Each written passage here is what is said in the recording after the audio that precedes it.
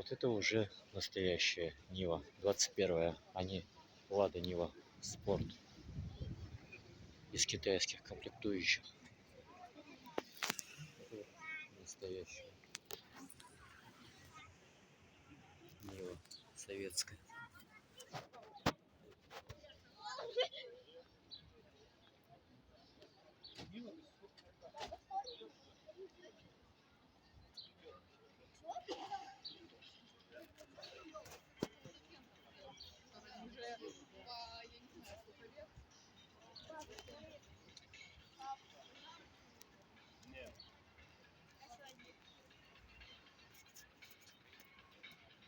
А по большому счету ничего не поменялось.